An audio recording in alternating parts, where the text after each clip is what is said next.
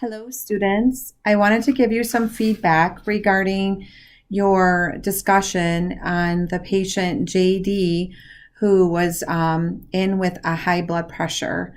So I wanted to give some feedback regarding it. You were to come up with 2 short-term goals and 1 long-term goal. A lot of you did a really great job on it, but I just wanted to, I like giving verbal feedback. I think it helps you. So let's go back to looking at blood pressure.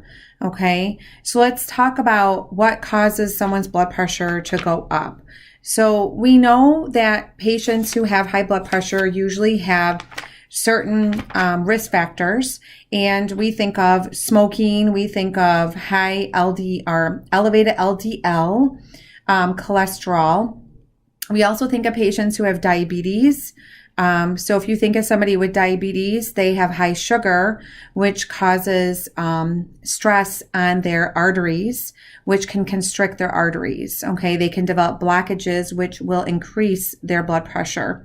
Okay, people who have obesity, or I would say a high BMI, physical inactivity in an age of 55 or above for men and 65 for women. So alcohol use also takes into effect, and definitely family history. So some things we can't change in a patient, some things genetically, if there's a genetic link of hypertension, we can't change that. So that would be a non-modifiable risk factor. The other ones we could work on lifestyle changes, okay? The other thing to take into consideration is the organs that get affected by cardiovascular disease. So when you have hypertension, a lot of people consider it like a silent killer because patients usually don't have symptoms unless they're in a hypertensive crisis, which they could have symptoms, or a hypertensive urgency that your book talks about. So that's when your blood pressure is up high and you also have symptoms, which is considered like a headache. You could have a nosebleed. You could have anxiety. So that hypertensive urgency is something that we have to take into consideration when a patient comes in like to the ER and they have a high blood pressure and they're telling you that they also have a headache. That definitely would take priority to bring their blood pressure down, okay? Usually if they have an urgency, a hypertensive urgency, they also don't have evidence of impending or progressive target organs aren't affected usually at that time. So usually the organs are affected when patients have like a history of blood pressure and it's been going on for years. So, and that's the true challenge that that happens in the medical field with patients because they usually don't have symptoms, okay? So the organs that can be affected are definitely your kidneys can be affected. Definitely you can get more heart disease. You can end up with having a myocardial infarction. You can have, you can get heart failure, which we will be talking about soon. Stroke, you can have a stroke. You can have chronic kidney disease, peripheral artery disease. You can also have what's called retinopathy, okay? So just keep that in mind when you're working with patients. The other thing that comes to mind is understanding the different types of hypertension. So primary hypertension versus secondary hypertension. So primary hypertension is usually patients, 90 to 95% of patients have what's called primary hypertension, and we're not even sure what causes it. Usually these patients just have a high blood pressure. It's unidentified cause. And usually we call that what's called essential or idiopathic hypertension. Secondary hypertension is related to a cause. So it could be related to renal arteries, like narrowing of the renal arteries, renal artery stenosis, kidney disease, medications, pregnancy can cause hypertension. So usually there's a reason that comes with it. That causes a secondary. The other thing to take into consideration is classifications of blood pressure for adults that are age 18 or older. So, you know, people who have a normal blood pressure their systolic should be less than 120, okay? And their diastolic should be less than 80. For pre-hypertension, it's usually 120 to 139. And this is all found on in your book in Honan on page 404. And it's table 13.1.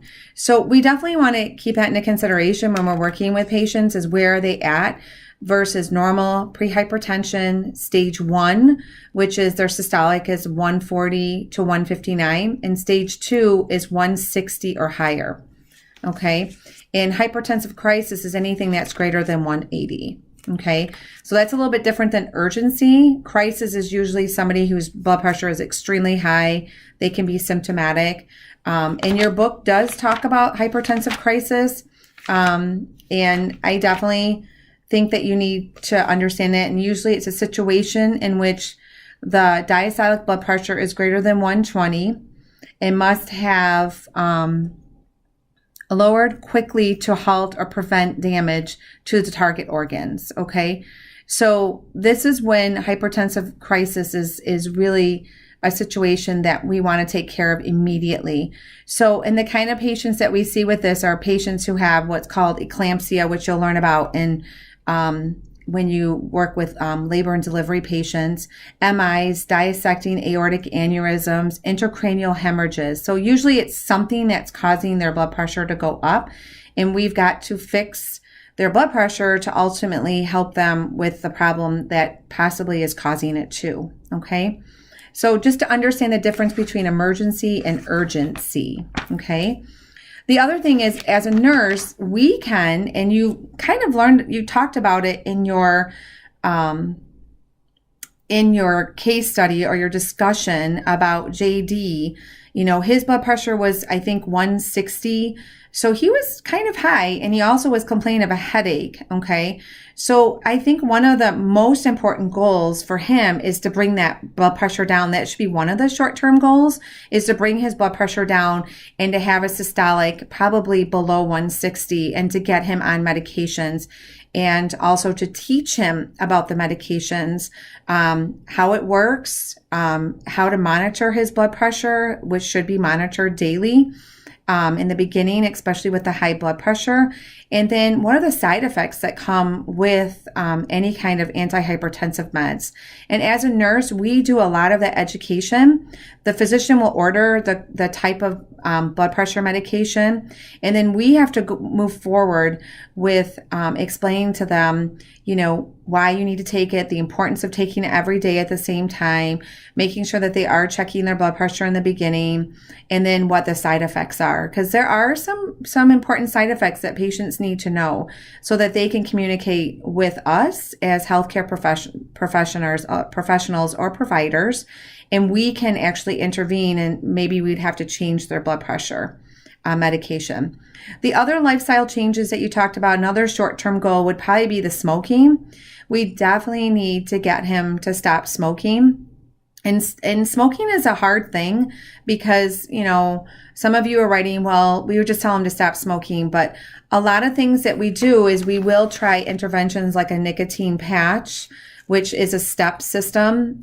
So they would start at 21 milligrams, go to 14, and then 7 milligrams. And that's a really great way to get them to kind of wean them off of nicotine. Okay. So that would be something to think about, to help them with, their smoking cessation, because it is not an easy, addiction to just kind of quit cold turkey, especially if he's been smoking for a long time. And according to JD, he was smoking at least a half a pack a day. The other thing I would say a long-term goal would be nutrition or exercise. So those would be your long-term goals that you would look at, and trying to get him. And a lot of you talked about some great long-term goals when it came to exercise. Like because he was a truck driver, and we always have to take that into consideration what their occupation is, he probably did sit for 8 to 10 hours driving. So we have to think about how we could help him be able to exercise. And a lot of you would say like he could go and stop at a rest area, and if it's a nice day, he could walk and go for a brisk walk for even like 20 to 30 minutes just to start off, because he did have a high BMI. The other thing I thought people thought of that was a very creative way of trying to help him was possibly he would get a gym membership where he could go to that gym, and that gym could be available to him at different places, especially if he's driving state to state. He could look for a gym where he could spend 30 minutes on an elliptical, and it would be effective for him to start to possibly lose some weight. Okay.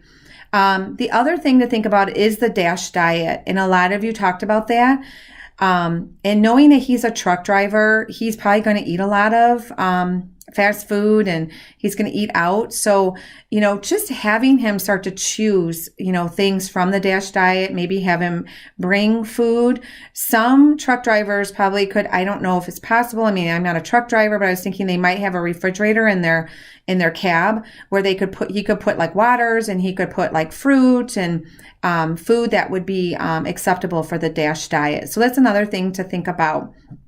I think a lot of you did some great education and goals for him, but I just wanted to kind of go over that so that you understood the differences. Okay. You can see on table 13.2, which talks about the lifestyle modifications that we can teach them as nurses.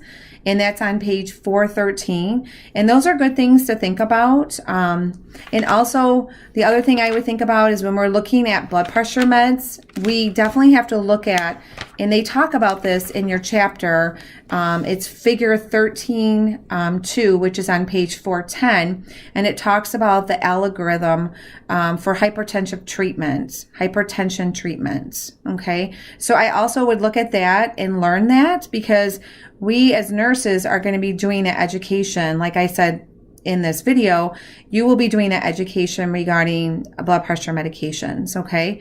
The other thing to think about is looking at the different cultures and how African Americans are treated with hypertension versus a Caucasian. So you can see the difference, and it talks about it in your book about that. So I definitely would focus on that regarding how they're treated, because their medication treatment and regimen looks a little bit different. So I would definitely look at that. Okay. I hope this video helps. I'm going to keep doing more videos, and I hope that you can watch it and take notes from it, and that it will help you understand hypertension. Okay. Thanks. Have a great day. Bye-bye.